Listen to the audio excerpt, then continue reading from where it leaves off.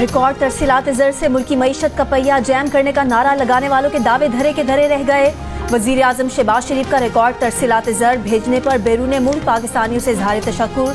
कौम को मुबारकबाद देते हुए शहबाज शरीफ ने कहा, तरसीलात ज़र में रिकॉर्ड इजाफा बैरून मुल्क मुकीम पाकिस्तानियों के अज़्म की सनद है। दिसंबर 2024 में 3.1 अरब डॉलर की तरसीलात ज़र आईं, जो नवंबर 2024 से 5.6% और दिसंबर 2023 के मुकाबले में 29.3% ज़्यादा है।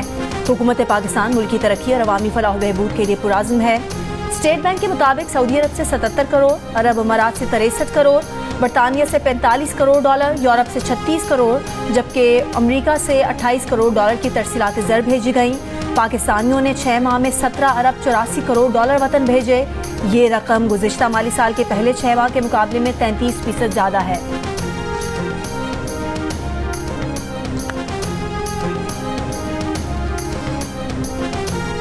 साढ़े 4 साल बाद कौमी एयरलाइन का यूरोप के लिए फ्लाइट ऑपरेशन बहाल।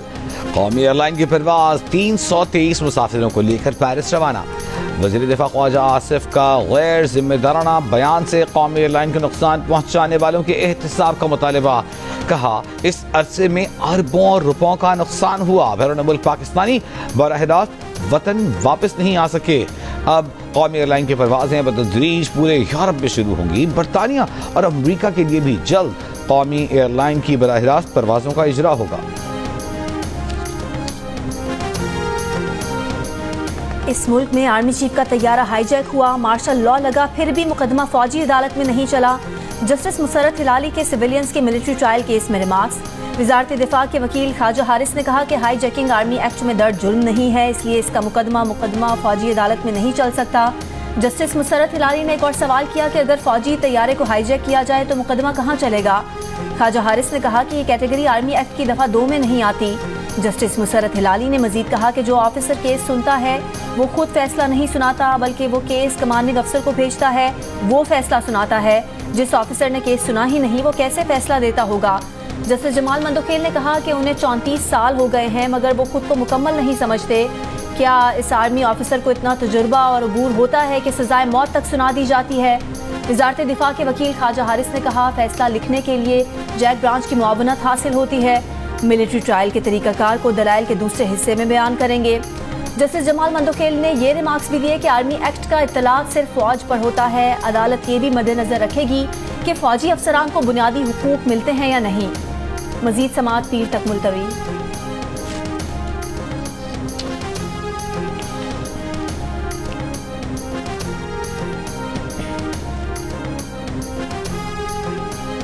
मुल्क कौम की एक एक पाई का तहफ़्फ़ुज़ करेंगे, ना दहिंदगान से टैक्स वसूल करेंगे, गरीब आवाम पर टैक्स का मजीद बोझ नहीं डालेंगे। वज़ीर आज़म शहबाज शरीफ की इनलैंड रेवेन्यू के अपीलेट ट्राइब्यूनल के अमूर पर जायजा इजलास में अदालतों में रुकी हुई महसूलात के कानूनी मुकदमात जल्द निपटाने की हिदायत।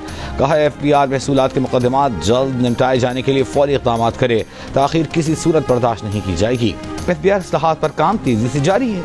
वज़ीर आज़म की इस्लाहात को मुअय्यना मुद्दत में मुकम्मल करने की हिदायत।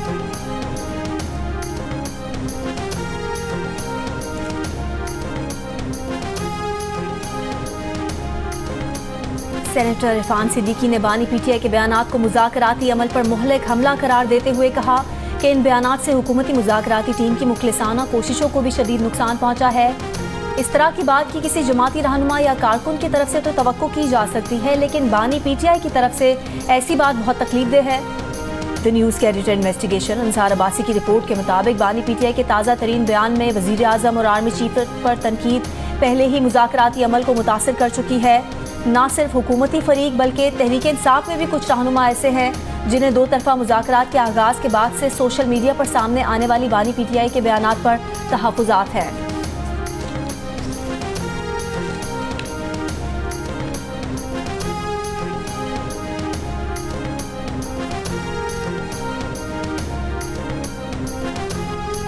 बानी PTI की बहन अलीमा खान ने कहा है कि हुकूमत इराकी ने कहा कि बानी PTI ने ट्वीट किया है, शायद इसलिए मुज़ाकरात बंद हो जाएं। जब ये कुछ करना चाहते हैं तो सुबह 7 बजे भी जेल खुल जाती है, रात तक को मुलाकात हो जाती है। बानी पीटीआई ने बताया कि मुज़ाकराती कमेटी से मुलाकात के हवाले से जलीलुक्काम ने उन्हें सुबह ही मना कर दिया था। अलीमा खान ने बताया कि बानी पीटीआई ने इंसानी हुकूक का केस बैनुल-अक़वामी फोरम्स पर ले जाने की हिदायत कर दी है। कोई अदालत इंसानी हुकूक का केस नहीं सुन रही, बैनुल-अक़वामी फोरम्स पर जाएंगे।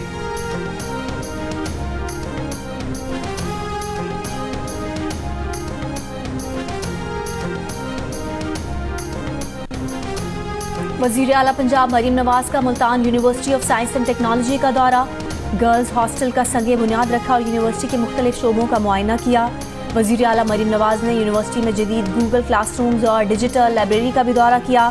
मुल्तान में तकरीब से खिताब में मरीम नवाज ने कहा, तालीम के शोबे में दोस्त मुल्क तुर्की के तजुर्बात से फ़ायदा उठाएंगे।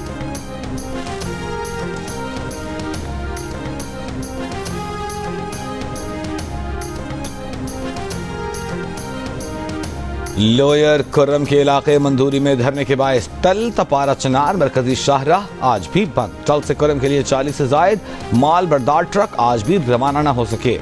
सरकारी ज़राए का कहना है कि इमदाद सामान के दूसरे काफिले की अगले 2 दिनों में रवानगी का इम्कान है। काफिले की हिफाजत पुलिस करेगी। हंगामी सूरत हाल से निमटने के लिए दीगर इदारे पुलिस की मुआवनत करेंगे। गवर्नर सिंध ने हैवी गाड़ियां चलाने वाले ड्राइवर्स को कराची के लाइसेंस के बगैर ड्राइविंग से रोकने की तजवीज़ दे दी।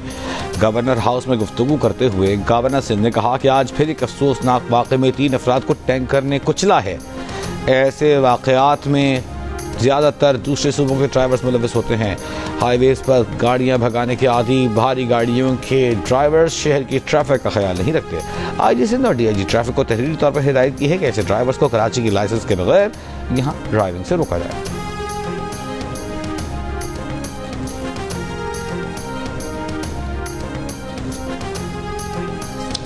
वफाकी वज़ीर एहसन इकबाल ने कहा है कि दरियाए सिंध से नई नहरों का मामला बेबुनियाद है।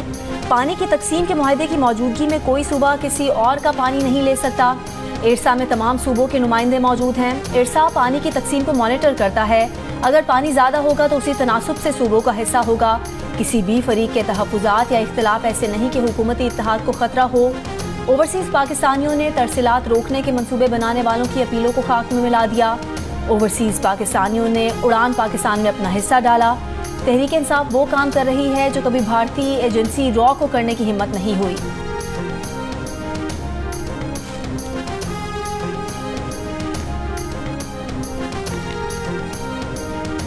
ख़वातीन की तालीम से मुताल्लिक़ इस्लामाबाद में होने वाली बैनुल अक़वामी कॉन्फ्रेंस में नोबेल इनाम याफ्ता मलाला यूसुफ़ज़ई इतवार को शिरकत करेंगी। मुस्लिम ख़वातीन चैलेंजेस और मवाक़े के उन्वान से 2 रोज़ा कॉन्फ्रेंस कल शुरू हो रही है। ICC under 19 women's T20 world cup में शिरकत के लिए पाकिस्तान टीम आज रात मलेशिया रवाना होगी। विकेट कीपर बैटर कोमल खान की क़यादत में कौमी टीम ग्रुप बी में इंग्लैंड, आयरलैंड और अमेरिका से मुकाबला करेगी। अंडर 19 वर्ल्ड कप 18 जनवरी से 2 फरवरी तक मलेशिया में खेला जाएगा। अंडर 19 विमेंस टीम की बैटर रावेल फरहान की 15वीं सालगिरह। Hanif Mohammad high performance centre में सालगिरह का केक काटा गया। खिलाड़ियों और मैनेजमेंट स्टाफ ने मुबारकबाद दी, नेक तमन्नाओं का इजहार किया।